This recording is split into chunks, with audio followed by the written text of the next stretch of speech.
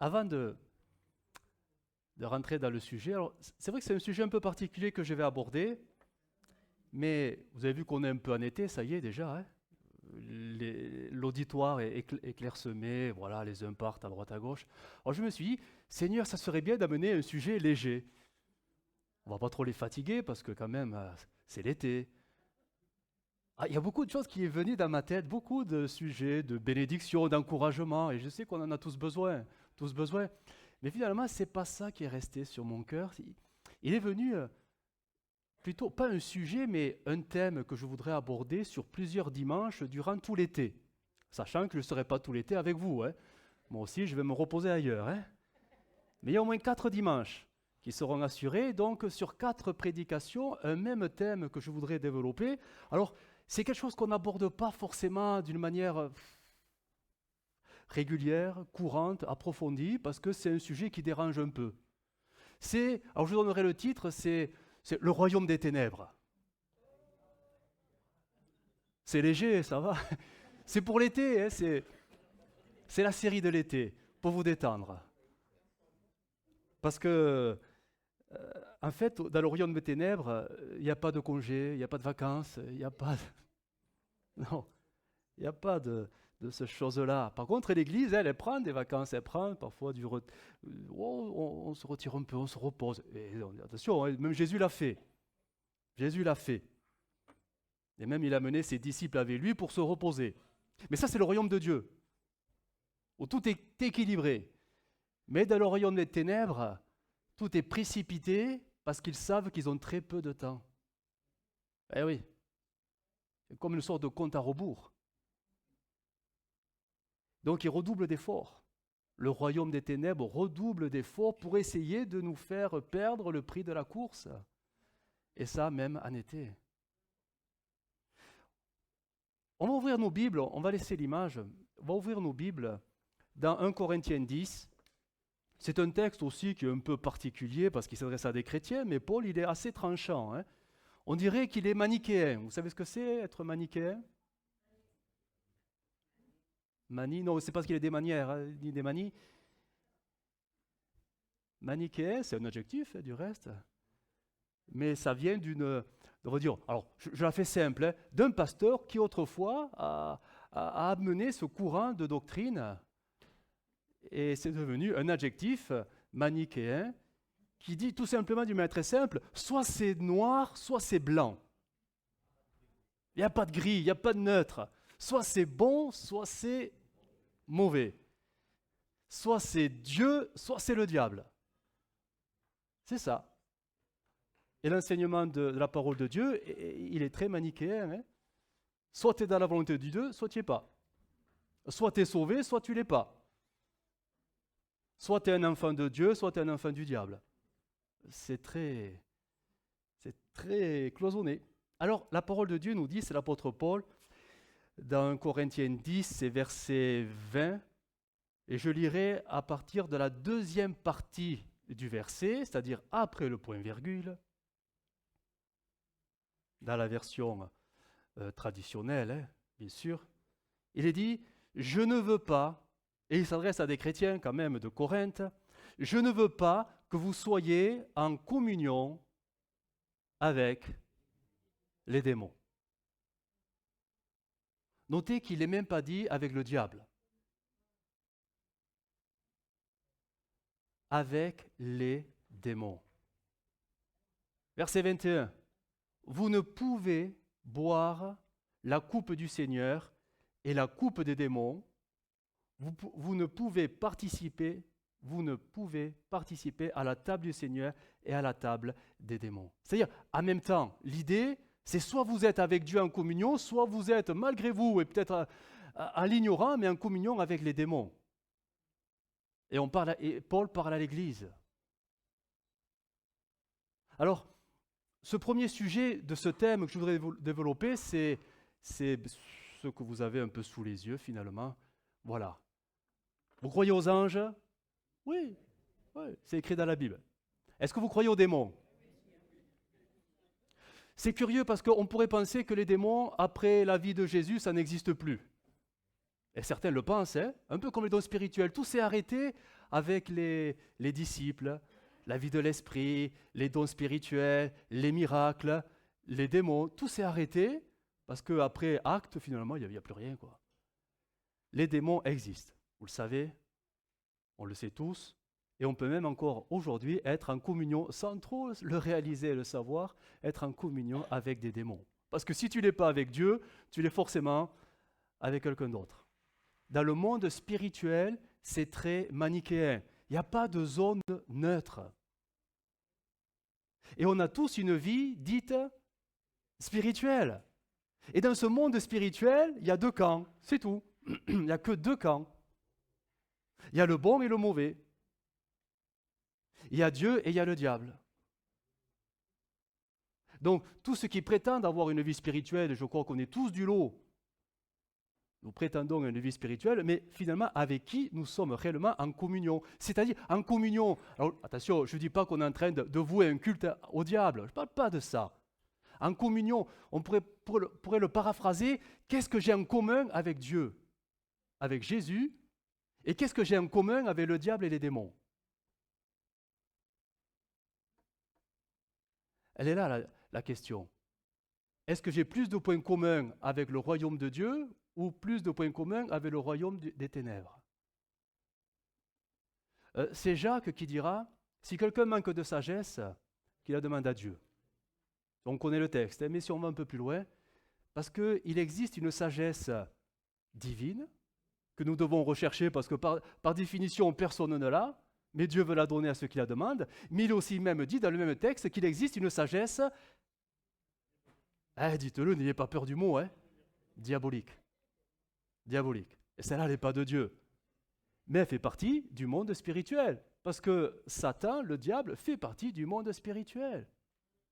Et tout comme le Saint-Esprit nous inspire, le diable, il peut aussi parfois nous inspirer, parce que c'est un esprit. Bien sûr, on ne le compare pas à Dieu, mais le diable, il fait son travail. Il fait son travail. Donc ça vous va comme sujet de l'été? Anges et démons. Alors vous avez compris qu'on ne va pas parler des anges, on va parler des démons. On a choisi notre camp pour ce matin. Alors on va essayer de voir ça avec quelques images. Tu nous passes en mode... Est-ce qu'on pourrait peut-être éteindre les lumières? Vous verrez certainement mieux quelques images, parce que le diaporama va suivre tout le déroulé de la prédication, nous amener quelques réflexions. On les voit mieux, du coup. Bon, ça va, vous n'avez pas peur? Non? Petite parenthèse, vous savez, le diable, il a un nom aussi. Il a un nom. Alors, peu importe le nom que vous allez lui donner, certainement qu'ils sont tous bibliques, parce qu'il y en a plusieurs, mais parfois, les chrétiens, n'osant pas prononcer son nom, vont l'appeler l'autre. L'autre. Je ne dis pas quand même qu'il faut avoir un certain respect, voire une vénération pour l'ennemi, mais quand même, dans l'Écriture, les choses sont nommées, et même l'ange de l'Éternel avait parfois plus de respect que nous n'en avons pour l'ennemi de nos âmes. L'autre. Comme si on avait peur que le fait de prononcer son nom, ça allait nous attirer la malédiction. Et attendez, et si vous êtes en Christ, vous risquez rien. Alors on va essayer de voir un peu ce monde des ténèbres, et la première partie sera forcément, bien sûr, donc cette question, parce que je ne sais pas si on est tous au clair sur cela, parce que je suis conscient que parler des démons, c'est quelque chose qui peut déranger. C'est un sujet délicat, sensible. Et même, je suis sûr, et je l'ai écrit, que certains peuvent penser, mais ça sert à quoi? Là, on n'est pas en train de glorifier Jésus. Et pourtant, Jésus parlera des démons. Il en parlera pour nous montrer, nous enseigner les choses. Et la Bible en parle. Très sobrement, c'est vrai, elle n'explique pas tout, mais suffisamment pour lever un voile et nous faire comprendre qu'il y a une réalité spirituelle qui nous dépasse, et on ne peut pas adopter la politique de l'autruche en disant « je ne veux pas les voir, comme ça ils ne me verront pas ». Non, non, non. Si tu vas dans le camp de Jésus, ça y est, ils te connaissent, tu es identifié, tu deviens une cible. Bah oui, bah oui. Donc là, il est bon de considérer les enseignements de l'Écriture pour savoir un peu finalement c'est qui ces personnages-là, ces fameux démons. Alors, les démons, qui sont-ils? Déjà, beaucoup de polémiques, certains vont trouver des différences entre, vous savez, il y a deux expressions pour les qualifier, les démons et les esprits méchants. Certains vont dire, ouais, ils sont différents, ils ont des... On va essayer de voir un peu toutes ces choses-là d'une manière un peu biblique quand même, et mettre les points sur les i, pour que nous puissions savoir contre qui nous avons affaire. Alors, qui sont les démons? Déjà, il faut partir au commencement. Au commencement, avant même la création de la terre, Dieu créa, et ça on le sait, c'est écrit, Dieu créa, alors qu'il n'y a rien du tout, les anges. Donc, ce sont des créatures. Satan est une créature. Et il est bon de rappeler que, c'est la Bible qui le présente ainsi, ils étaient tous bons, fidèles, et tous au service de Dieu. D'accord? Ils ne sont pas nés méchants, ils n'ont pas été créés méchants. Tout était parfait, parfait, avant même que la terre ne soit créée. Alors, et ça, on le trouve un peu dans le livre de Job. Où étais-tu quand je plaçais la terre sur ses fondations? Si tu sais la vérité, renseigne-moi. Qui a décidé ces dimensions? Est-ce que tu le sais? C'est Dieu qui parle à Job. Il le remet à sa place un peu. Qui a tendu la corde pour la mesurer? Les piliers qui portent la terre s'enfoncent sur quoi? Et là. Qui a posé sa dernière pierre quand les étoiles du matin chantaient? Et là, il y a deux mots. Tout ensemble. Tout. Ils ne sont pas divisés. Les anges sont tous unis. Quand les habitants du ciel lançaient leurs cris de joie. On retrouve là la semeur, quand les étoiles du matin éclataient, unanimes dans des chants d'allégresse, et que tous les anges de Dieu poussaient des cris de joie. Donc à ce moment-là, avant que la création ne soit là, tous les anges étaient une magnifique chorale au service de Dieu. Et même le diable, bon, il s'appelle maintenant le diable, mais à l'époque, donc, même lui, il était dans les rangs et se réjouissait des merveilles de Dieu. Hébreux 1,7 nous dit, Dieu dit des anges, il fait de ces anges des esprits.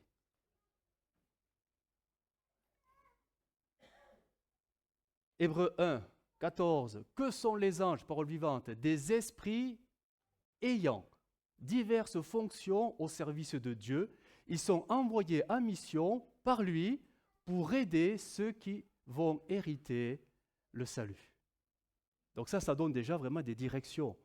Ils sont là pour servir Dieu. C'est important, on y reviendra. Tous les anges étaient donc bons, fidèles et unis. Et il n'y avait pas de discorde. Les anges sont donc des esprits, chacun à sa place, selon une hiérarchie même établie par Dieu. Et on connaît la hiérarchie. Alors on a du mal un peu à situer qui est au-dessus de qui, mais on a les grandes lignes. Du moins, on a les titres, les grades. Voilà, on a les grades. Il y en a 4.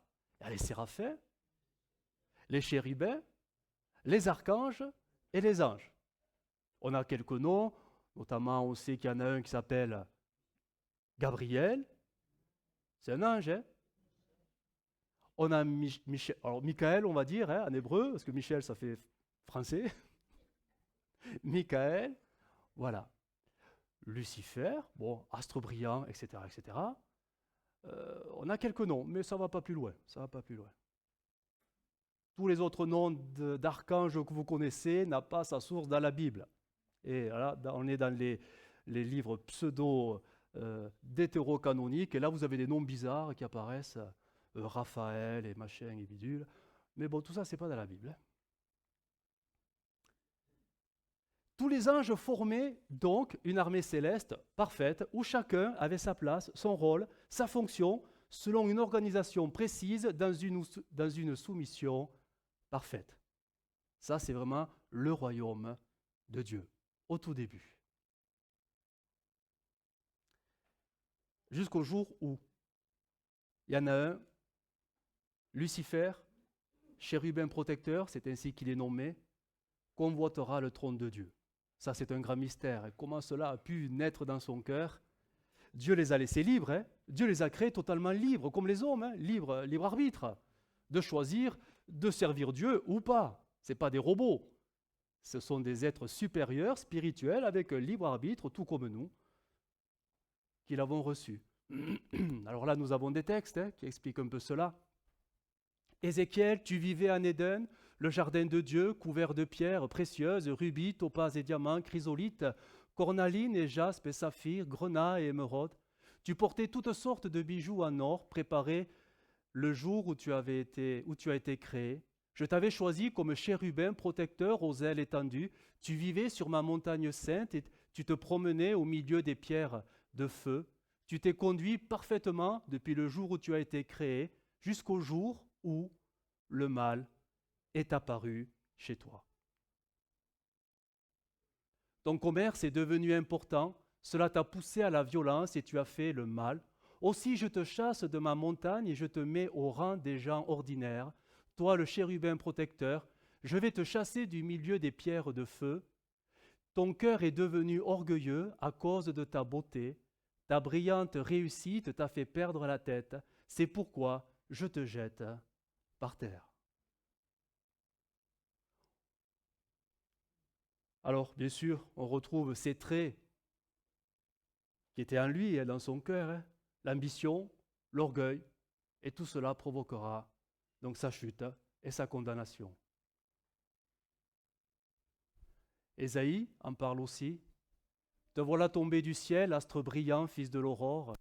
Tu es abattu à terre, toi le vainqueur des nations. Tu disais en ton cœur, je monterai au ciel, j'élèverai mon trône au-dessus des étoiles de Dieu. Je m'assirai sur la montagne de l'assemblée à l'extrémité du septentrion. Je monterai sur le sommet des nues, je serai semblable au Très-Haut. Mais tu as été précipité dans le séjour des morts, dans les profondeurs de la fosse. Et dans sa rébellion, donc, le diable, Satan, donc, on le sait, le texte le dit, il entraîne avec lui le tiers de la création, angélique, les anges de Dieu. Ils étaient parfaits aussi. Ils étaient obéissants, ils étaient soumis, ils servaient le Seigneur et ils se sont laissés séduire par le diable. C'est triste, hein? Et Dieu laissera faire parce que Dieu les a créés libres. Leur chute fera d'eux des démons, c'est-à-dire des esprits méchants. Ou, alors si on prenait, voilà, littéralement, c'est des anges méchants. Un esprit, c'est un ange, et un ange, c'est un esprit. Au service de Satan, qui devient donc leur nouveau maître. Ça, c'était leur choix. Apocalypse 12. Et il eut guerre dans le ciel, Michel et ses anges. Elle a noté l'adjectif possessif. C'est curieux quand même, parce que ce n'est pas les siens à la base, hein. Ils sont à Dieu. Mais Dieu les donne à Satan parce qu'il respecte leur choix. Donc ils deviendront les anges de Satan. Michel et ses anges combattirent contre le diable, contre le dragon, et le dragon et ses anges combattirent, mais ils ne furent pas les plus forts, et leur place ne fut pas trouvée dans le ciel. Et il fut précipité, le grand dragon, le serpent ancien, appelé le diable et Satan, celui qui séduit toute la terre. Il fut précipité sur la terre, et ses anges furent précipités avec lui. On reviendra sur le texte, parce que c'est important de savoir où sont les démons aujourd'hui. Et là, il y a beaucoup aussi de confusion. Le mot démon, littéralement, Dieu inférieur. Et ce qui est étonnant, c'est qu'il n'apparaît jamais, mais jamais dans l'Ancien Testament. Eh oui, pourtant ils y sont dans l'Ancien Testament, les démons, ils y sont. Hein. Il n'apparaîtra ce mot démon que dans le Nouveau Testament et 61 fois. C'est beaucoup, hein? C'est beaucoup. Les démons sont souvent cités par d'autres expressions. Et là, vous les connaissez, ces expressions. Elles reviennent surtout dans les évangiles et dans le livre des Actes. Alors, 23 fois, esprit impur. Mais esprit impur, en fait, c'est un ange impur. C'est pareil. En opposition totale avec un ange pur, qui est un esprit pur. D'accord? On retrouve 6 fois esprit malin. Oui, parce que c'est des coquins quand même. Hein. C'est des fourbes. 3 fois esprit méchant. 2 fois esprit de démon. Et 1 fois esprit séducteur. Ça en dit long hein, sur leur activité. Ça en dit long. Les démons sont donc des esprits impurs. Je dis ça parce que je sais qu'il existe un courant de pensée qui dit non, ce sont 2 êtres complètement différents. Les démons, les esprits impurs, les démons ont toujours leur enveloppe spirituelle, les esprits impurs n'ont plus d'enveloppe, c'est pour ça qu'ils cherchent absolument des corps pour posséder, pour avoir une habitation. Non, en fait, la Bible dit que c'est les mêmes personnes. Les mêmes personnes. On est tout simplement dans du vocabulaire, de la sémantique, tout simplement. On va voir. Les démons sont des anges, tout simplement, c'est des anges, hein, rebelles et déchus de leur position. La Bible donne un exemple où Jésus lui-même nommera un démon comme étant un esprit impur. Donc il est mis au même niveau, en plus il parle du même. Luc 9, comme Jésus approchait, le démon le jeta par terre et l'agita avec violence, mais Jésus menaça, c'est le même démon, hein, mais le nomme différemment. Menaça donc l'esprit impur, guérit l'enfant et le rendit à son père. Donc le démon, c'est un esprit impur c'est un démon. Ça, c'est pour clarifier la distinction que certains feraient. Bibliquement, ça ne peut pas aller plus loin que ça. C'est la même entité spirituelle. Les démons dans la Bible, nous avons des situations assez extrêmes qui existent encore aujourd'hui. D'une manière générale, il est dit, dans Marc, le soir après le coucher du soleil, on lui amena donc à Jésus tous les malades et les démoniaques.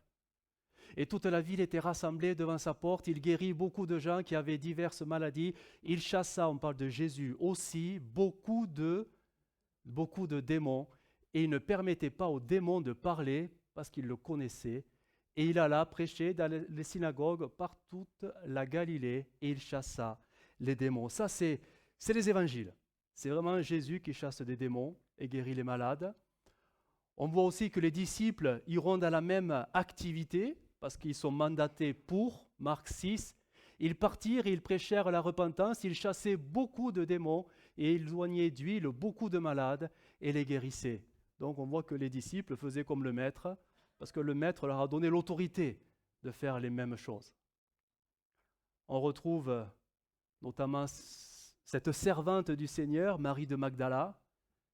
Elle revient de loin, hein, la dame. Hein. Jésus allait de ville en ville et de village en village, prêchant et annonçant la bonne nouvelle du royaume de Dieu. Les 12 étaient auprès de lui, avec quelques femmes qui avaient été guéries d'esprits malins et de maladies. Marie, dite de Magdala, de laquelle étaient sortis 7. Ça fait beaucoup, hein? 7. Mais bon, Jésus les a chassés. Donc on retrouve quelques cas de possession démoniaque.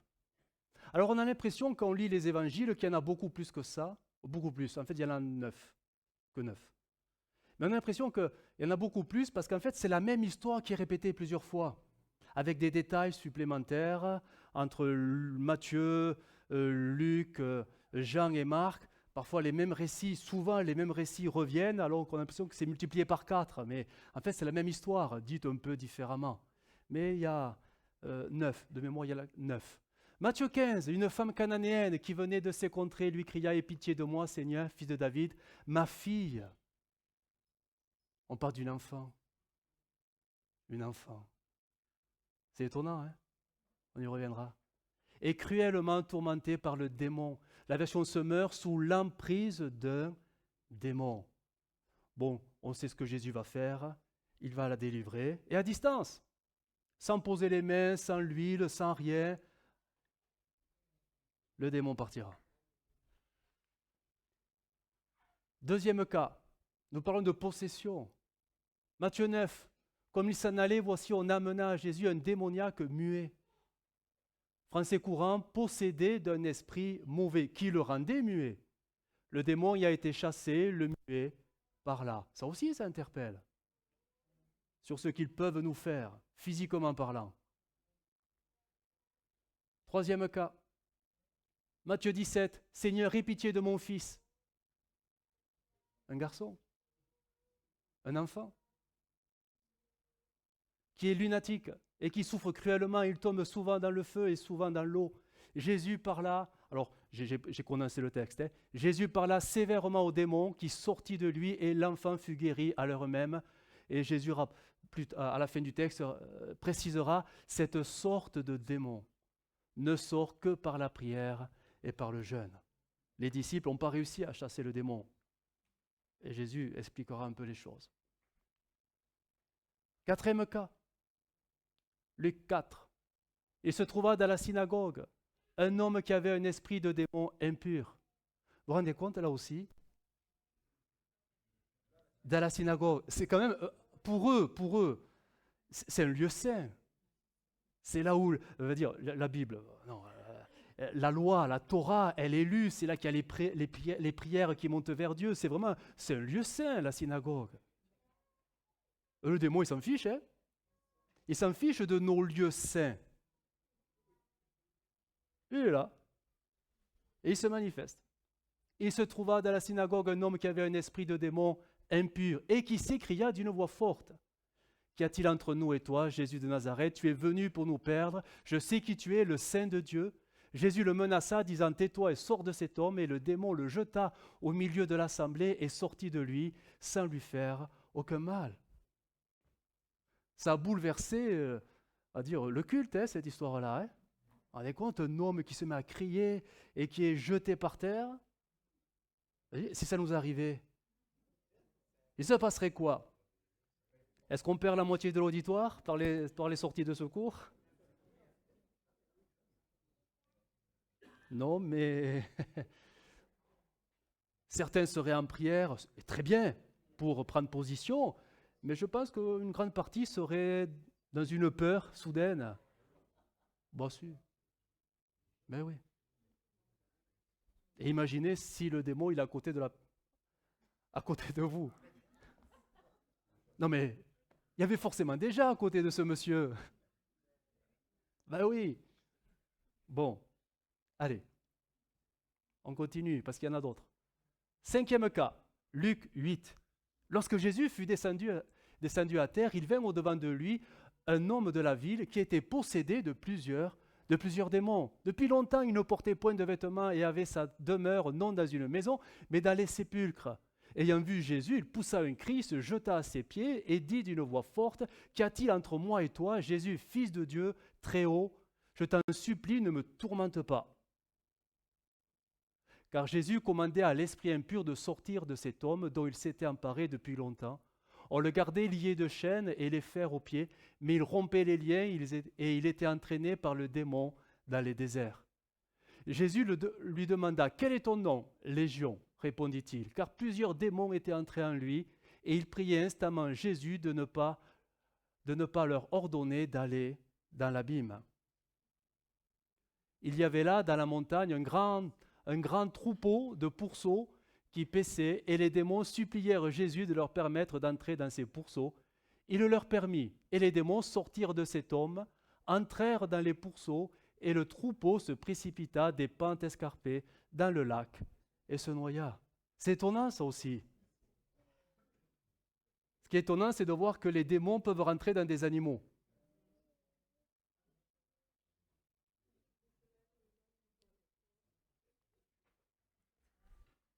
Sixième cas, Luc 13. Jésus enseignait dans une des synagogues le jour du sabbat. Et voici, il y avait là une femme possédée d'un esprit qui la rendait infirme depuis 18 ans. On est dans une synagogue.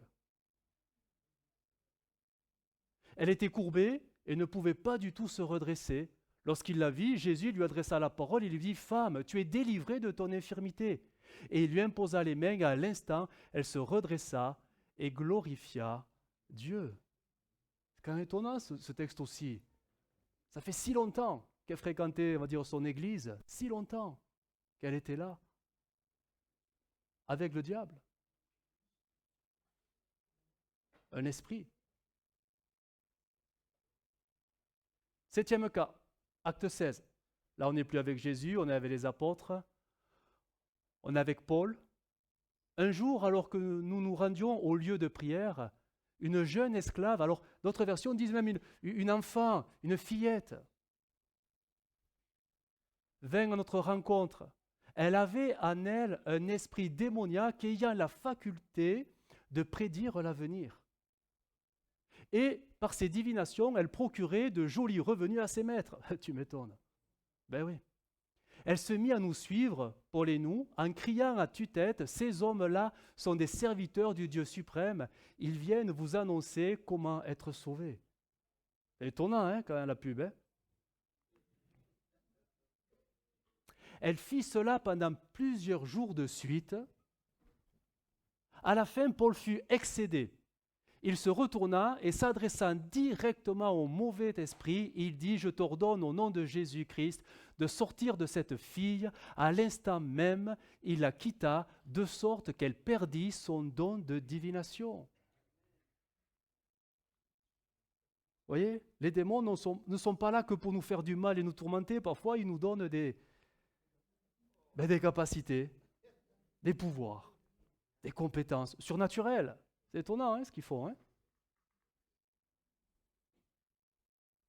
8e cas. Acte 19. Quelques juifs qui allaient d'un endroit à l'autre pour chasser les esprits mauvais hors des malades essayèrent aussi d'utiliser le nom du Seigneur Jésus à cet effet. Ils disaient aux esprits mauvais, « Je vous ordonne de sortir au nom de ce Jésus que Paul prêche. » C'est ainsi qu'agissaient les 7 fils d'un grand prêtre juif nommé Séva. Mais un jour, l'esprit mauvais leur répondit, « Je connais Jésus, je sais qui est Paul, mais vous, qui êtes-vous » Et l'homme possédé de l'esprit mauvais se jeta sur eux et se montra plus fort que tous. Il les maltraita avec une telle violence qu'ils s'enfuirent de sa maison, nus et couverts de blessures. Étonnant tout ça. 8, en fait, il y a une erreur. Il y a 8 cas dans la Bible, dans l'Évangile et dans le livre des Actes, 8 cas de possession démoniaque. Que 8. Ce n'est pas beaucoup. Mais c'est suffisant pour comprendre le ministère de Jésus qui est résumé dans Acte 10. Vous savez comment Dieu a oint de Saint-Esprit et de force Jésus de Nazareth qui allait de lieu en lieu, faisant du bien et guérissant tous ceux qui étaient sous l'emprise du diable, car Dieu était avec lui. Ça résume l'action de Jésus et le ministère des disciples qui finalement marchaient dans la même lignée. Au travers de ces possessions démoniaques, nous apprenons plusieurs vérités. Donc là, on déduit des choses. Donc, ils peuvent habiter, ces démons, des corps d'hommes, 3 cas, de femmes, 3 cas, et d'enfants. Alors 2 ou 3, ça dépend si on considère la pythonesse comme une... Voilà, on a du mal à situer. Et même des animaux, avec des porcs. Moi, quand j'ai vu ça, ça m'a fait bizarre. Les hommes, ok, c'est des grands. Les femmes, à la rigueur. Elles ne sont pas toutes gentilles. Les enfants. Mais les hommes aussi, ils ne sont pas gentils. Hein. Mais bien sûr. Mais les enfants. Ça fait réfléchir, non? Des enfants possédés. On parle de possession. Et des animaux. Vous avez des animaux à la maison? Attention, je dis pas, c'est pas parce que le chien il grogne qu'il a un démon. Hein. Attention. Mais ça fait réfléchir quand même. Ça fait un peu réfléchir. Les démons, ils sont sans pitié. Une habitation, un corps disponible, une brèche, une ouverture, c'est suffisant, ils y vont. Qu'est-ce qu'on découvre? Qu'ils peuvent nuire à notre santé mentale et physique. Ça, c'est leur activité. Alors, ils peuvent nous tourmenter, bien sûr, intérieurement, on y reviendra. Nous rendre sourds et muets, je reprends les exemples, les cas biblique. Nous agiter par des convulsions, c'est l'enfant lunatique. D'autres versions ont même traduit épilepsie. Ça nous parle mieux. Nous pousse à la folie et à la démence. Ça, on le comprend aussi. Nous forcer à nous meurtrir nous-mêmes, à nous blesser. Tordre notre corps, ça c'est la femme courbée, bossue. Nous frapper de maladies. Là, j'ai repensé à Job. Plein d'ulcères, de la tête aux pieds. Mais qui lui a donné ça? Le diable, hein, avec la permission de Dieu. Mais ça vient du diable. Et des infirmités tout genre. Qu'est-ce qu'on découvre? Ils peuvent aussi nous communiquer des facultés surnaturelles. La pythonesse était capable de prédire l'avenir. Et ils peuvent donner des visions et même des révélations. On apprend qu'ils ont une très bonne connaissance spirituelle, mais une connaissance humaine limitée. Alors je m'explique. Spirituelle, tous les cas où un démon est devant Jésus, pourtant c'est un homme, hein, et c'est un corps d'homme.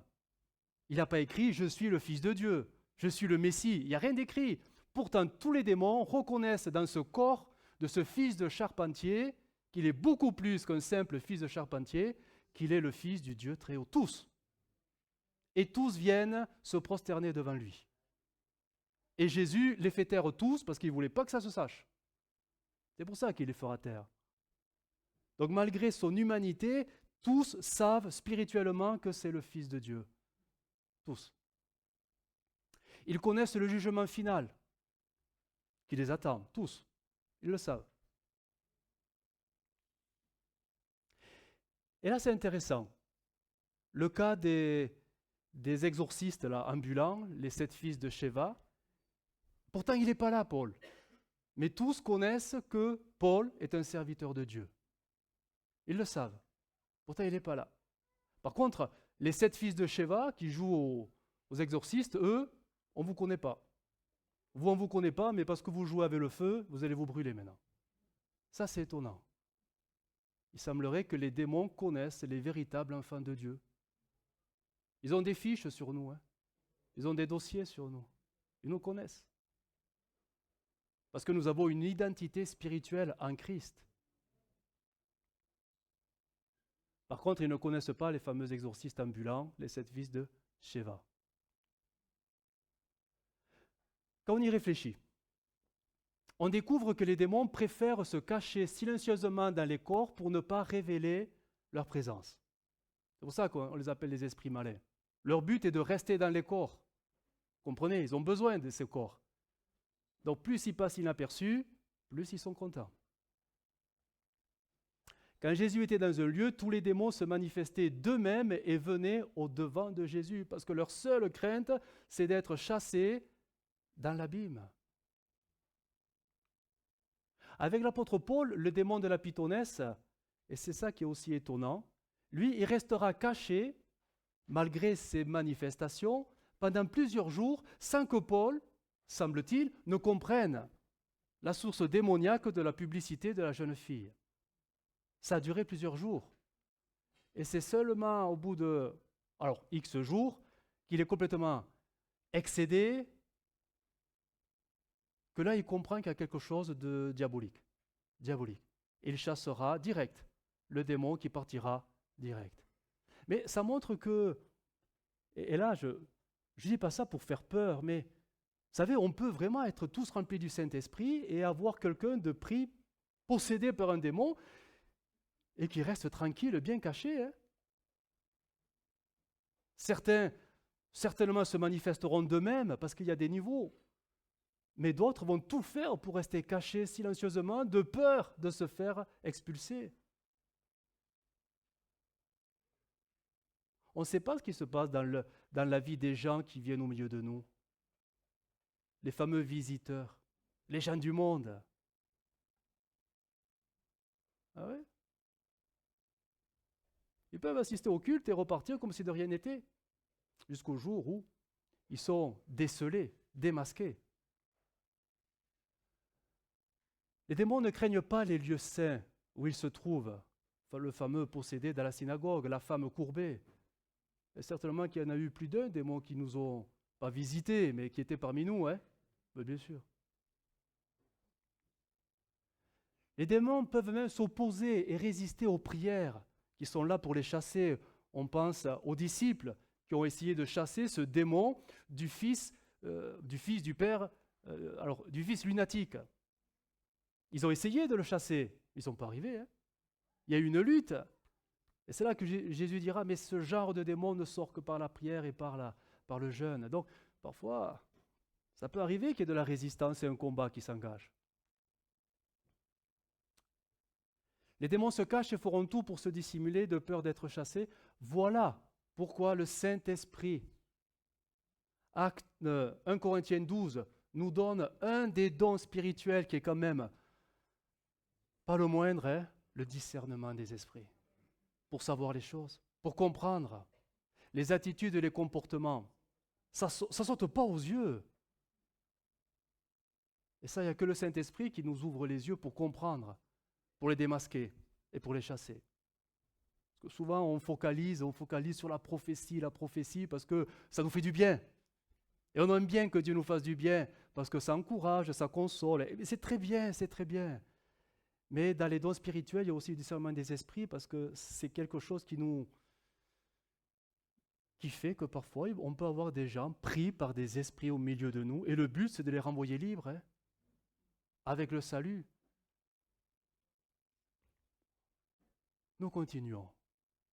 Alors où ils habitent, ces démons? Quand ils ne sont pas dans des corps, ils habitent où? On a quelques adresses. Ouais. Alors on se rappelle que les démons sont des anges déchus de leur fonction première qui était de servir Dieu. Mais comme les anges fidèles, ils sont, forcément, ils restent des anges, hein? Ils sont au ciel devant le trône de Dieu comme Satan lui-même.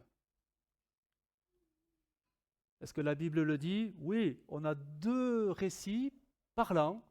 Un chronique, le prophète Michée explique la vision qu'il a eue. J'ai vu l'Éternel siégeant sur son trône, tandis que toute l'armée des êtres célestes se tenait à sa droite et à sa gauche. L'Éternel demanda, qui trompera Akab, le roi d'Israël, pour qu'il aille attaquer Ramoth en Galate et qu'il tombe sur le champ de bataille. L'un proposait ceci, l'autre cela. Là, on comprend que c'est des anges qui parlent. Hein. Finalement, un esprit, un ange, c'est un esprit. Un ange s'avança, se plaça devant l'Éternel et dit, moi, je le tromperai.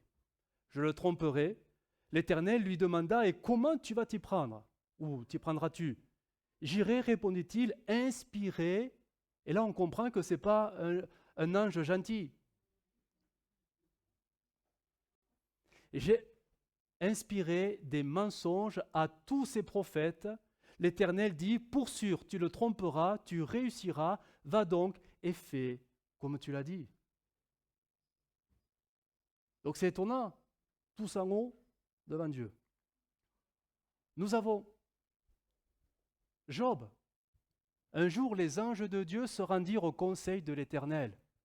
Satan, dont Satan, c'est vraiment le méchant, hein, l'accusateur vint aussi parmi eux. Donc il est devant le trône de Dieu, il est dans le ciel. Et dans Job chapitre 2, un autre jour où les anges de Dieu se rendirent au conseil de l'Éternel, Satan, toujours pareil, vint aussi parmi eux au conseil de l'Éternel. Donc Dieu a devant lui toute son armée. Sauf que, certainement, hein, d'un côté, il y a les fidèles, et de l'autre, il y a ceux qui ont fait le mauvais choix. Mais Dieu les a tous à son contrôle. On a ce texte, Éphésiens 6, car nous n'avons pas à lutter contre la chair et le sang, mais contre les dominations, les autorités, les princes de ce monde des ténèbres, contre les esprits méchants. Alors où sont-ils? Dans les lieux célestes. C'est où? Difficile à dire, mais certainement pas sur la terre. Sinon, ça serait dit. Les démons sont au ciel sous l'autorité et le contrôle de Dieu. Ils ne sont pas comme certaines fameuses croyances, même évangéliques, croyances flottant et errant dans l'atmosphère à leur guise, s'attaquant à qui ils veulent à leur gré.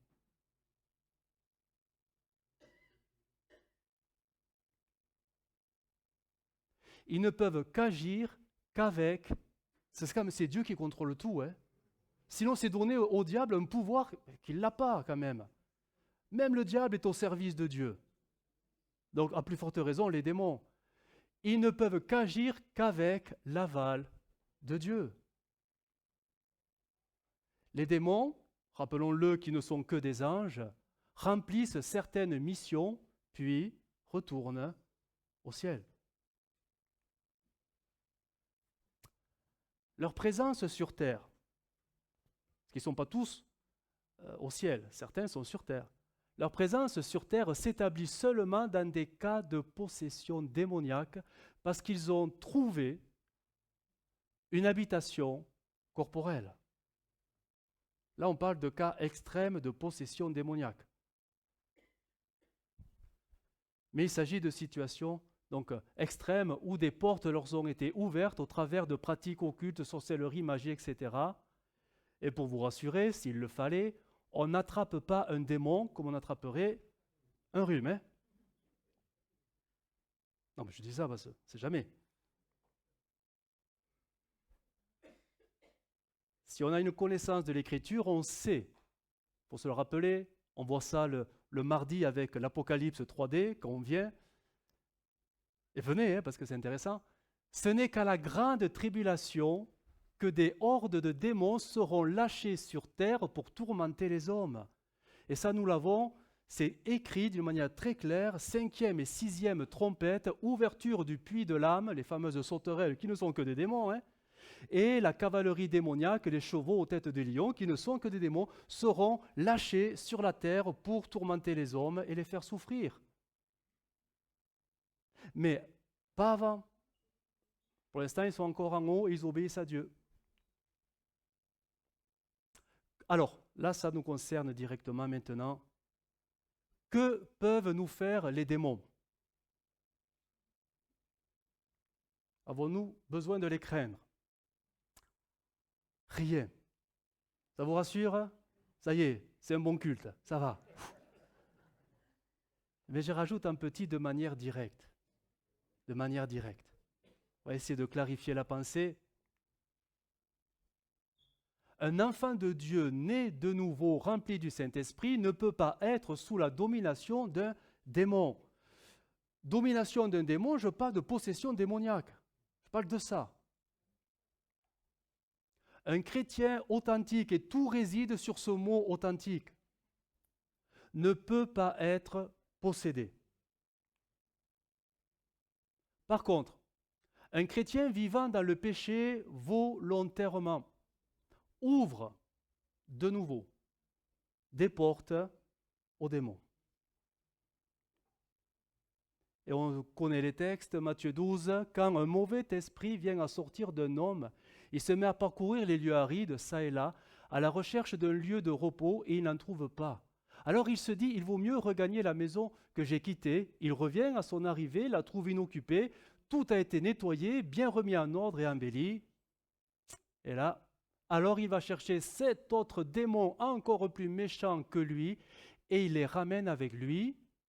Tous ensemble, ils pénètrent dans la maison et s'y installent à demeure. Finalement, cet homme est dans un état pire qu'avant. Et tout ça avec l'aval de Dieu. Parce que ce n'est pas Dieu qui nous pousse à pécher, mais c'est nous les pécheurs qui parfois nous complaisons dans le péché. Et c'est là qu'on ouvre des portes spirituelles qui donnent des droits à Satan et à ses armées. D'un point de vue juridique, c'est comme si, on ne le veut pas, on ne le dit pas comme ça, mais on disait, bon, ben écoutez, j'ouvre les portes, voilà. Donc si vous ouvrez les portes, ils viendront. Et là, Dieu ne peut rien faire pour vous. On parle d'un enfant de Dieu qui vit dans le péché volontairement. Il sait les choses.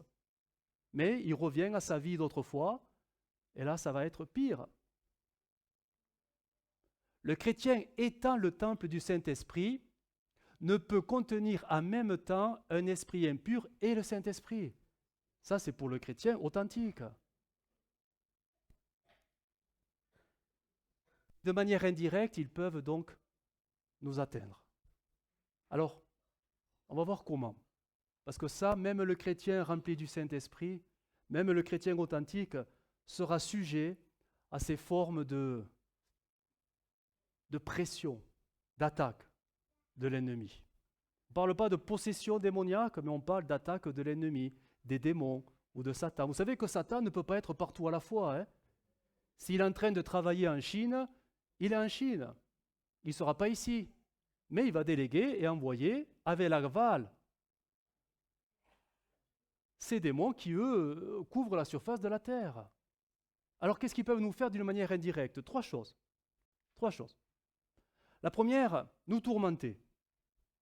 Vous avez déjà connu les tourments? Là, les tourments, c'est terrible les tourments. Hein? Si les démons ne peuvent pas nous dominer, donc nous posséder, ils peuvent nous attaquer indirectement par des oppressions et tourments dans nos pensées, donc attaquer notre santé mentale, psychique. Et ça, c'est fréquent. Hein? C'est fréquent. Ils savent le faire. Hein? Rappelez-vous de l'exemple de Saül. Alors on transpose avec nous aujourd'hui. C'était un bon chrétien avant. Il était rempli du Saint-Esprit. Il servait Dieu, rempli du Saint-Esprit, de victoire en victoire. Tout allait bien jusqu'au jour où ça a dérapé. Dans son cœur est venue la jalousie, la colère, la haine. Ça a pris tellement de place que le Saint-Esprit est parti. Il ne pouvait pas rester. Hein? Et Dieu a envoyé un esprit méchant. Dieu a envoyé un esprit méchant parce que Saül a ouvert la porte. Ça ne s'est pas fait du jour au lendemain. Regardez.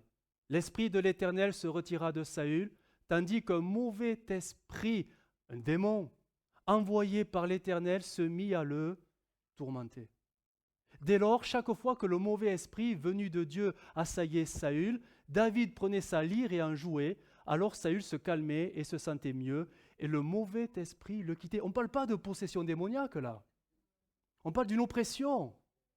L'esprit venait de temps en temps et rendait, on va dire, malade psychiquement Saül. De jalousie, de colère, de rancune et d'amertume, à tel point qu'il n'avait qu'une idée en tête, tuer son gendre. Parce qu'il voyait en lui une menace, un concurrent, qui prenait sa place et devenait de plus en plus populaire. Et ça, il ne supportait pas. Hein. C'était une porte ouverte. Une porte ouverte. Saül fut très irrité et cela lui déplut et dit, on en donne 10 000, donc ça c'était l'argumentation, à David et c'est à moi que l'on donne les 1000. Il ne lui manque plus que la royauté. Et Saül regarda David d'un mauvais œil à partir de ce jour et dans la suite. Le lendemain, le mauvais esprit venant de Dieu, c'est encore dit quand même. Hein? Mais c'est Saül qui ouvre la porte. Venant de Dieu, saisit Saül qui eut des accès de délire au milieu de la maison. David jouait comme les autres jours et Saül avait sa lance à la main.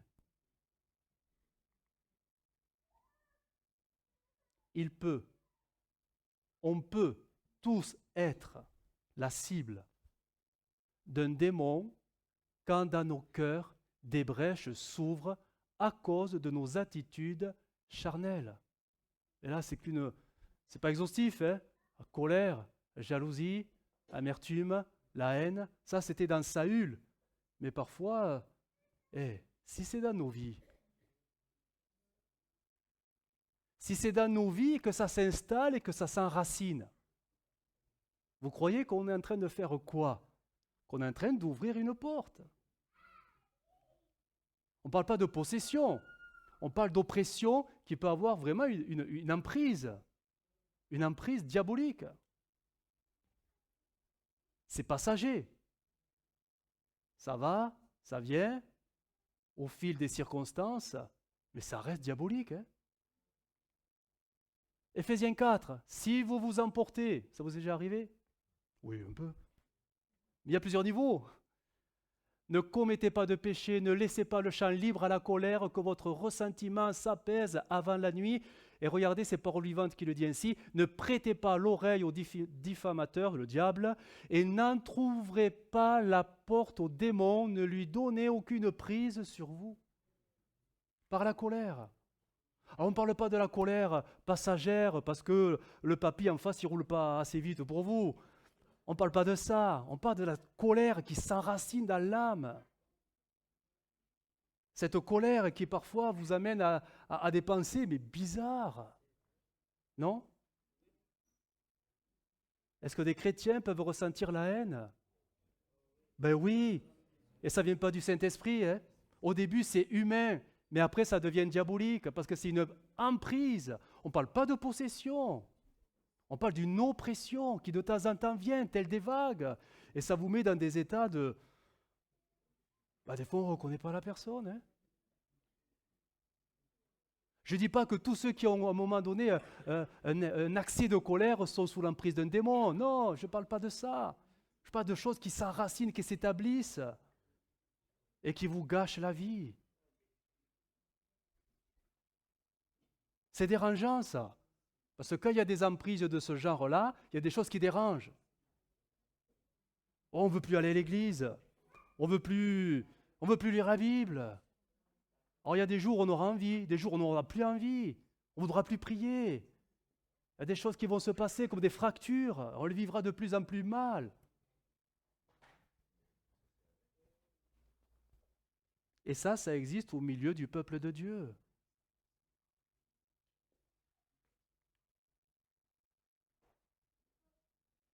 Face à l'oppression diabolique, la victoire n'est que dans la prière au nom de Jésus. Parce que c'est spirituel derrière. C'est spirituel. En prenant autorité et en chassant toute pensée, tourment et oppression des démons. On ne parle pas de possession démoniaque. On parle d'attaque indirecte. Et ça nous impacte vraiment. Et surtout, parce que ce qui a ouvert la porte à leur activité ne peut que se réparer spirituellement qu'au travers de ça.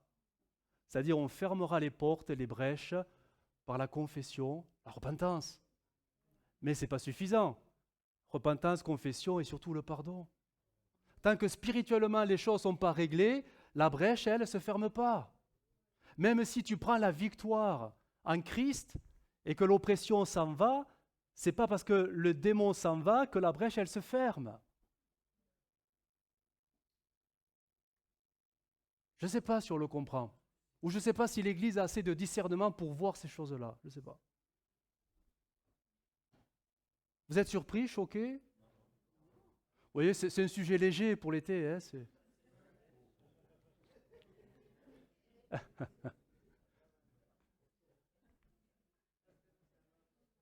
Deuxième attaque indirecte de la part des démons. Ceux qui veulent, c'est vous éloigner, nous éloigner de la vérité. La vérité. Alors, comment font-ils? Ils sont malins. Hein. S'il existe des pièges grossiers faciles à éviter pour les chrétiens, il en est d'autres beaucoup plus pernicieux et subtils. C'est ce qu'on appellera les doctrines de démons. Paul y en a parlé quand même pas mal. Hein. Doctrines de démons. Et les doctrines de démons, elles sont dans l'Église. Mais avant qu'elles soient dans l'Église, elles sont dans nos cœurs. On y croit. Donc si tu y crois, tu leur donnes un accès, une brèche, parce que ça va façonner ta piété, ça va façonner ta communion avec Dieu, ça va façonner ta vie chrétienne, ça va façonner ton raisonnement. Alors, 1 Timothée 4, l'Esprit, le Saint-Esprit, hein, il est bon celui-là, dit expressément que dans les derniers temps, quelques-uns des chrétiens abandonneront la foi pour s'attacher à des esprits séducteurs et à des doctrines de démons. On connaît les textes, hein? Exemple de fausses doctrines. J'en ai pris deux. D'un côté, on va dire, alors on ne les juge pas, mais c'est vrai qu'ils sont quand même dans un excès, côté catholique et côté évangélique. Les démons, ils se fichent des dominations. Hein. Ils s'en fichent royalement. Hein. Ce qu'ils veulent, c'est détourner les croyants de la vérité. C'est tout. Alors les anges gardiens, ils ont réussi à souffler dans les cœurs de quelques-uns, même des fausses doctrines les concernant eux. Vous savez que la plus grande ruse du diable, c'est de faire croire qu'il n'existe pas. Mais les démons ont aussi des doctrines bizarres pour essayer de détourner les choses à leur avantage. Regardez les anges gardiens. Cette doctrine enseigne que par humilité et indignité, les chrétiens ne peuvent pas s'approcher directement de Dieu. Les anges deviennent des intermédiaires de par leur proximité du trône de Dieu. Leur position privilégiée leur octroierait une certaine vénération de la part des chrétiens. C'est subtil, on ne parle pas d'adoration en soi, mais de vénération.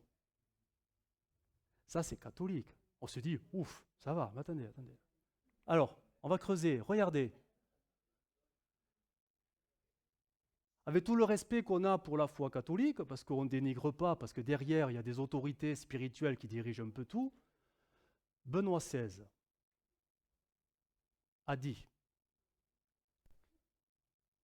en parlant des anges gardiens, « Esprit pur, créé par Dieu, qui nous est spécialement attaché pour veiller sur nous, en prenant en permanence et nous protéger du mal. La présence invisible de ces esprits bienheureux nous est une grande aide et d'un grand réconfort. Ils marchent à côté de nous, ils nous protègent en toutes circonstances, ils nous défendent dans les dangers. » Et il rajoutera cette phrase, « Et nous pouvons avoir recours à eux à tout moment. » Ça commençait bien, ça finit bizarre. Regardez, vous avez compris que la croix, ce n'est pas celle de Jésus. Regardez, exemple de prière aux anges. Ange de Dieu, qui êtes mon fidèle gardien, et aux soins duquel j'ai été confié par la bonté suprême, daignez durant cette journée m'éclairer, me garder, me conduire et me gouverner. Amen. Ne faites pas ce genre de prière. Pour nous, c'est clair, ça paraît évident. Une autre prière. Ange de Dieu, toi mon gardien, à tout instant, veille sur moi, la nuit, le jour, le soir et le matin, toute ma vie, sois mon soutien, garde-moi de tout mal et guide-moi vers la vie éternelle. Amen. Vous avez compris que on ne fera pas ça. Une dernière, pour vous montrer, ça ce sont des prières à réciter. C'est des prières toutes faites qu'on récite, soit le matin, soit le soir. Béni sois-tu, Saint-Ange, puisque dans son amour pour moi, Dieu t'a choisi pour prendre soin de ma vie. Toi qui, dès le premier instant de mon existence, ne m'as jamais abandonné, qui, jour et nuit, m'assiste pour me détourner du mal et m'aider à faire le bien, je te rends grâce pour ce que tu as déjà fait pour moi et je te demande de continuer à me protéger. Sois mon secours dans mes besoins, ma consolation dans mes peines, mon soutien dans mes découragements. Défends-moi contre les ennemis de mon salut. Éloigne de moi les occasions de péché, obtiens-moi la grâce de t'être fidèle et docile, mais surtout protège-moi à l'heure de la mort et ne me quitte pas avant de m'avoir conduit auprès de mon Seigneur. Ô mon ange gardien, puisque dans son amour le Seigneur m'a confié à toi, éclaire-moi, guide-moi, garde-moi et gouverne-moi. Amen. Wow. On a compris qu'il y a quelque chose qui a dérapé. Cette doctrine de démon dépouille Christ de son rôle et de ses faveurs envers nous. On est d'accord ? Christ est le seul médiateur possible entre Dieu et nous. Le fait de faire appel à des intercesseurs autres que Christ représente une véritable insulte à celui qui a promis d'être avec nous tous les jours. Christ est suffisant pour nous accompagner chaque jour.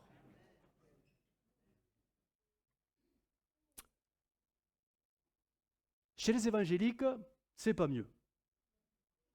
Il y a une tendance qui commence à prendre de la place, c'est servir avec les anges. Vous avez déjà entendu parler de ça? Non? Servir avec les anges. Selon cette doctrine, nous serions appelés à servir avec les anges, à entrer en contact avec eux afin qu'ils puissent nous aider dans nos activités au quotidien. La Bible affirme de façon claire que les anges sont au service exclusif de Dieu et ne se soumettent qu'à lui. Ils ne peuvent pas communiquer avec nous sans que Dieu ne l'ait ordonné. Les anges ne sont pas des hommes, ils ont des missions bien spécifiques qui se distinguent des nôtres. Ça paraît clair et évident, et pourtant c'est en train de déraper. Donc bien sûr, on ne prie pas les anges, même pour servir le Seigneur plus efficacement. Ce qui nous amène à la troisième et dernière ruse. Nous tourmenter, nous éloigner de la doctrine, de la vérité, et là, nous éloigner de Dieu, la source même de ce qui doit être notre communion. Elle doit être avec Dieu, pas avec les démons.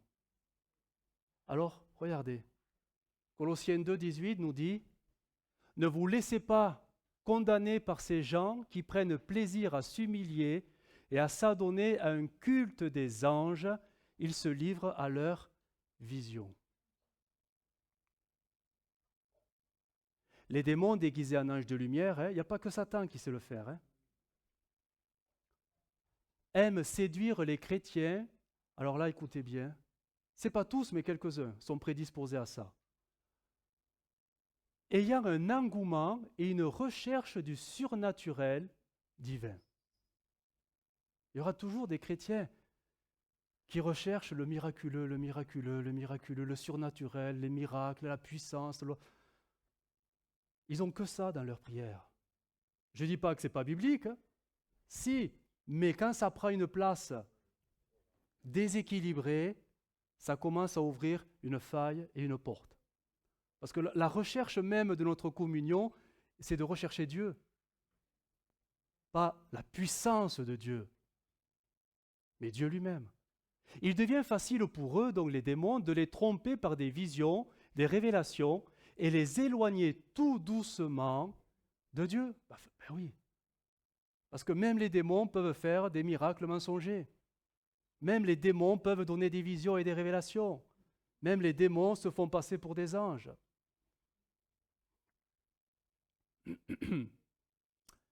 Dans l'église de Colosse, donc c'était le cas de l'apôtre Paul, certains chrétiens se sentaient spirituellement plus éveillés à cause des visions qu'ils recevaient de Dieu, du moins croyaient-ils. Se pensant plus humbles que les autres et plus spirituels, ils se laissaient séduire par des démons sans s'en rendre compte. Le but des démons est de nous éloigner de Christ, tout en nous faisant croire que tout va bien avec Dieu. 1 Corinthiens 10, c'est le texte qu'on a lu, Je ne veux pas que vous soyez en communion avec les démons, vous ne pouvez boire la coupe du Seigneur et la coupe des démons, vous ne pouvez participer à la table du Seigneur et à la table des démons. L'exemple le plus parlant de ce cas de dérive spirituelle, c'est Joseph Smith. Là, c'est flagrant parce qu'on connaît l'histoire, mais à l'époque, ce n'était pas évident. On est au 19e siècle. C'est le début du réveil évangélique. Joseph Smith refusait de se joindre à l'Église sous prétexte d'erreurs doctrinales enseignées. Alors qu'il priait pour demander la sagesse, pour savoir dans quelle Église il devait aller, il eut une vision du Père et du Fils qui lui confirmait plutôt d'aller dans aucune Église parce qu'elles avaient toutes tort. Déjà, ça s'interpelle un peu quand même. Par la suite, Joseph reçut plusieurs visites d'anges qui lui révélèrent qu'il rétablirait, lui, la véritable Église chrétienne. Plus tard, c'est l'ange Moroni lui révéla comment écrire même sa propre Bible. et ça deviendra la Bible des Mormons. Ça a commencé par une recherche de quelque chose, voilà, parce que ça ne convenait pas.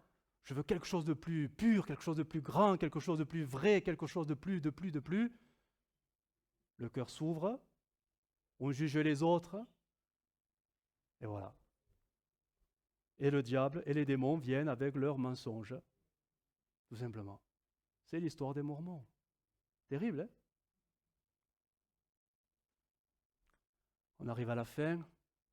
Attention, même si on est un peu au clair, mais on y reviendra certainement dimanche prochain, au piège des démons, les plus classiques, l'occultisme. C'est bon, c'est au clair pour tous, hein? Ça va, hein? Vous pratiquez pas? Vous pratiquez plus? Non, parce que si c'était le cas, ben arrêtez, hein? Faut arrêter. Deutéronome, qu'on ne trouve chez vous personne qui pratique la divination, qui recherche les présages, consulte les augures ou s'adonne à la magie, personne qui jette des sorts, consulte les spirites et les devins ou interroge les morts, car le Seigneur a en abomination ceux qui se livrent à de telles pratiques. Peut-on lire l'horoscope? Il y en a, certains le font. Bon, ben ne commencez pas. Hein. Même si c'est pour rigoler, il n'y a rien de marrant derrière. Hein. Il n'y a rien de marrant. Tout ça, c'est lié. Derrière toutes ces pratiques occultes se cachent des démons qui, une fois consultés par l'intermédiaire d'un voyant, d'un médium, etc., créent un lien spirituel démoniaque avec la personne. Et là, seule une délivrance du Seigneur pourra libérer totalement la personne, c'est-à-dire casser, briser ce lien. Tout ça, vous le savez, hein? Mais bon. Il est fortement conseillé de brûler tout objet qui a servi d'une manière ou d'une autre à des pratiques occultes. Vous savez pourquoi? Vous avez déjà brûlé des objets qui ont servi à des choses... non? Acte 19. Bon nombre de ceux qui avaient exercé la magie apportèrent leurs livres de sorcellerie, les entassèrent aux yeux de tous et y mirent le feu, leur valeur estimée à 50 000 pièces d'argent. C'est énorme, hein? C'est énorme, hein? Et bon, ils ont fait un grand feu. Mais pourquoi ils ont brûlé ça? Alors, la raison est... Attention à cette croyance, non pas parce que les démons peuvent habiter des objets. Et ça peut peut-être être dans notre conception. Les démons n'habitent pas des objets. On n'a aucun exemple biblique affirmant ça. Aucun. Donc, maison hantée, un livre hanté, quelque chose qui bouge tout seul. La Bible ne dit rien là-dessus, mais vraiment rien. Alors pourquoi ils ont brûlé? Il y avait des démons dans les livres? Non, certainement pas. Mais en fait, la raison, elle est simple. Ben oui. Parce qu'une fois que vous prenez position, ne croyez pas que les esprits malins, méchants, vont vous lâcher comme ça, vous dire « Oh, ça y est, il est à Jésus, je le laisse tomber. » Non, non, non, non, non. Il va revenir avec force. Parce qu'il veut reprendre le terrain qu'il a perdu. Et comment font-ils pour reprendre le terrain qui est perdu? Si ce n'est en essayant de forcer la porte par la tentation. Oui, mais si les objets, tu les as plus, ces fameux objets qui étaient dédiés à ces pratiques, si tu les as plus, ben, tu n'as plus de tentation. Vous savez, c'est comme le chocolat. Vous aimez le chocolat? Oui. Et c'est étonnant de voir que si vous savez que dans la maison, il y a du chocolat, la tentation est toujours là. Et plus vous vous approchez peut-être du buffet, du placard ou du frigo où est le chocolat, plus la tentation. Mais débarrassez-vous du chocolat, ôtez tout chocolat de la maison, et vous verrez que le feu de la tentation disparaît de lui-même. C'est tout simplement pour ça. Conclusion. Le diable et ses démons, bien sûr, il faut le dire, ont été vaincus à la croix. Vous voyez que c'est un bon culte, hein? Sujet léger, ça on le savait. Amen. Colossiens de Christ est le chef de toutes les forces qui ont autorité et pouvoir. Dieu a enlevé leur puissance aux esprits qui avaient autorité et pouvoir. Il a présenté ces esprits devant tout le monde et il les a traînés comme des prisonniers dans le défilé victorieux de son Fils. Ça, c'est l'œuvre de la croix. Ils ont déjà été jugés et condamnés. Apocalypse 12, le diable fut précipité. Ça, c'est à venir, ce n'est pas encore fait. Le diable fut précipité sur la terre et ses anges furent précipités avec lui. Le diable fut jeté dans l'étang de feu et de soufre où sont la bête et le faux prophète. Ils seront tourmentés jour et nuit au siècle des siècles. Les démons aussi seront avec eux. Et il sera tourmenté dans le feu et dans le soufre devant les saints anges et devant l'agneau. Ça, c'est la finalité qui leur est réservée. Ils le savent très bien. Conséquence, si vraiment nous savons ces choses-là, non seulement les démons ne peuvent rien faire contre l'enfant de Dieu, et là je précise, en Christ. Donc, il est bon de savoir s'examiner pour savoir si on est vraiment en Christ. D'accord ? Être en Christ, c'est une position spirituelle. Mais en plus, le chrétien en Christ a reçu l'autorité de chasser les démons.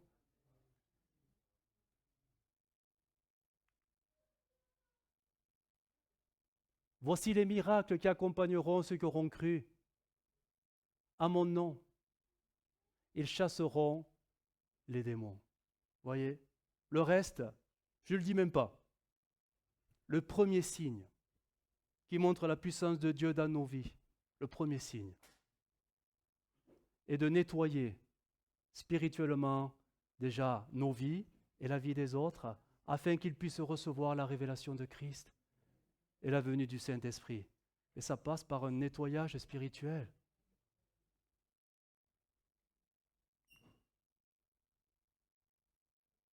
Luc 10, les 70 revinrent avec joie, disant, Seigneur, les démons même nous sont soumis en ton nom. Voici, je vous ai donné le pouvoir de marcher sur les serpents et les scorpions et sur toute la puissance de l'ennemi, et rien ne pourra vous nuire. Cependant, ne vous réjouissez pas de ce que les esprits vous sont soumis, mais réjouissez-vous de ce que vos noms sont écrits dans les cieux.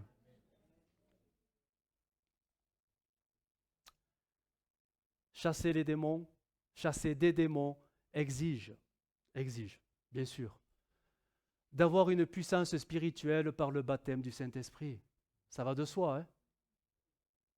Et une réelle piété sans péché.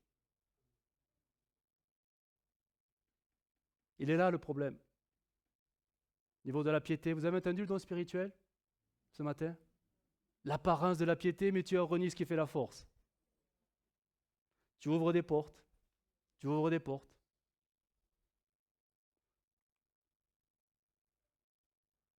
Aborder le sujet des démons est toujours quelque chose de sensible. Ça dépend de notre vie chrétienne. Hein? Soit il fait peur ou dérange, soit il fascine et attire. C'est intéressant de savoir ce que ça provoque dans vos cœurs. Quelle est votre situation par rapport aux démons? Si ça vous attire ou si ça vous dérange. Mais bon, ça reste personnel. Pourquoi cette fascination et attirance? Chez certains, pas tous, hein? Parce qu'il y a derrière cette attirance une recherche de puissance et d'autorité spirituelle malsaine qui ne vient pas de Dieu, mais de la chair.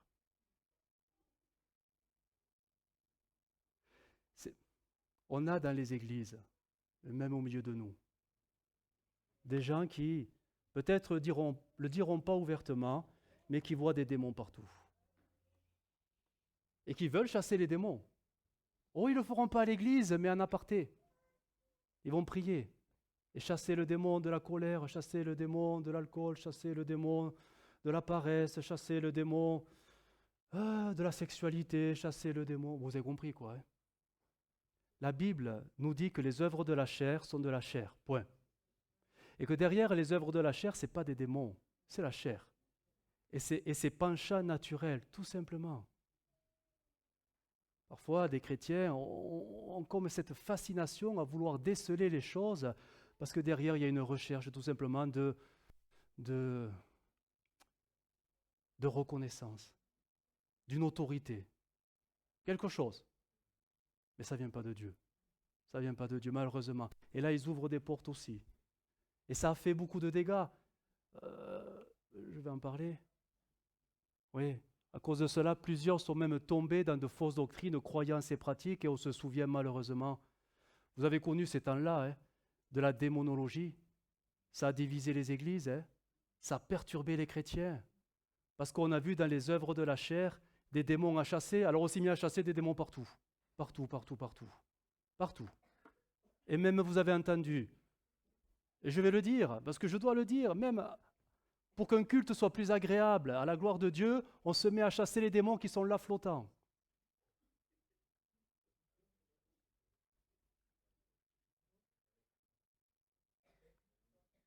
Est-ce que c'est biblique? Est-ce qu'on voit Jésus faire ça? On voit les disciples faire ça? On voit l'apôtre Paul faire ça? Pourquoi on le fait? Pourquoi certains le font? Démonologie. Ça fait des dégâts. Il y a des restes encore. Il y en a, cette doctrine, elle est dans certains milieux, mais peut-être que dans les cœurs, ça y est encore même chez nous. Jésus ne courait pas après les démoniaques pour les libérer. Ce sont eux qui se manifestaient en sa présence. Tout simplement. Ce qu'il faut retenir, la meilleure arme contre le diable et ses démons est d'être rempli de Christ. Je ne dis même pas du Saint-Esprit, de Christ. Être en Christ, enraciné en Christ, avoir une réelle communion avec Christ. Quand on comprend ce que ça veut dire, notre vie, elle est intouchable. L'ennemi ne peut que rôder, il peut que nous essayer de nous impressionner, mais il ne peut pas nous atteindre. Et même s'il venait nous oppresser, on a la victoire en Christ.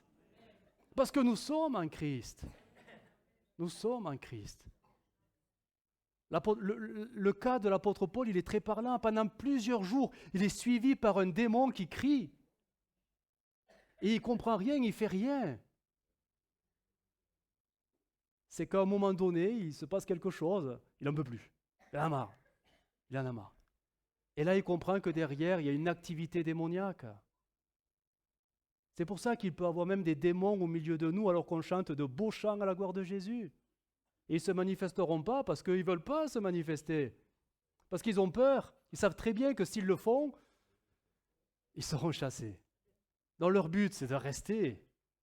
Alors oui, mais les démons, ils ne peuvent pas rentrer parce qu'ils vont être bloqués à la porte. Oui, certains ne pourront pas franchir le seuil. Mais certains vont rentrer allègrement et même s'asseoir peut-être à côté de vous.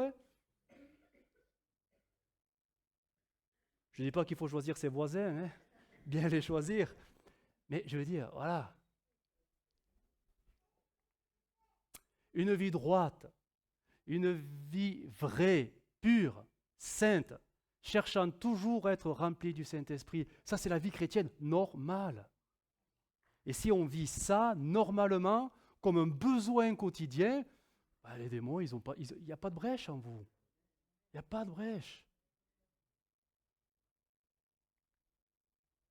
Et on termine avec cette belle image de cet homme qui est tout simplement protégé par la croix. Tout simplement. On va fermer nos yeux, on va prier le Seigneur. Seigneur, nous te bénissons. Seigneur, pour ta parole, te bénissons parce que ta parole est une lumière qui éclaire et combien nous avons besoin. Seigneur, de comprendre ce monde spirituel qui nous entoure, d'avoir ce discernement spirituel qui nous ouvre les yeux sur les activités des démons. Parce que, Seigneur, nous sommes parfois si naïfs. Seigneur, tu as voulu, au travers de Jésus, détruire toutes les œuvres du diable. Et tu nous as mandatés, maintenant, pour marcher sur le même chemin. Seigneur, je prie pour que dans le cœur de tes enfants, il y ait une réelle piété spirituelle qui fermera la porte à tous ces démons qui ne veulent qu'une chose, nous éloigner de toi. Seigneur, tu nous as armés, Tu nous as protégés, tu nous as tout donné pour avoir une victoire totale sur l'ennemi et de marcher même sur la puissance de l'ennemi, sur les scorpions et les serpents. Seigneur, pardonne-nous pour tous les compromis que nous vivons, pour le péché que nous avons laissé entrer, pour toutes ces émotions et ces sentiments si humains qui ont créé à nous des brèches et des ouvertures, parfois aux esprits méchants. Seigneur, tu nous as donné le pardon, la réconciliation, la repentance, pour fermer toutes ces brèches. Seigneur, donne-nous de comprendre ta parole, mais surtout de la vivre, afin que les démons ne puissent plus trouver de prise et ayant d'emprise sur nos vies. Tu nous as libérés du péché et de la puissance de Satan, et nous voulons vivre cette vie pure et sainte à laquelle tu nous as appelés. Aide-nous, Jésus, à vivre cette position spirituelle en toi, enracinée en toi, afin que nous soyons forts avec toi. Merci Jésus. Amen.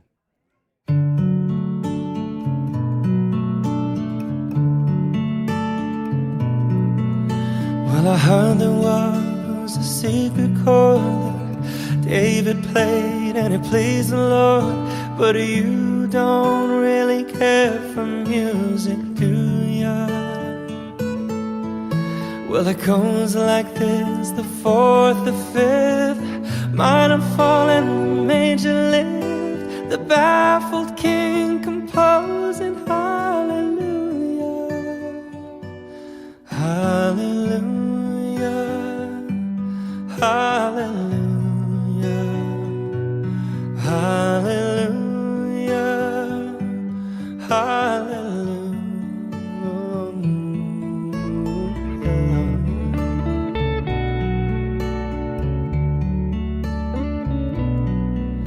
Well, your faith was strong, but you needed proof. You saw her bathing on the roof, her beauty in the moonlight overthrew you. She tied you to her kitchen chair, she broke your throat and she cut your hair, and from your lips she drew the hallelujah, hallelujah, hallelujah.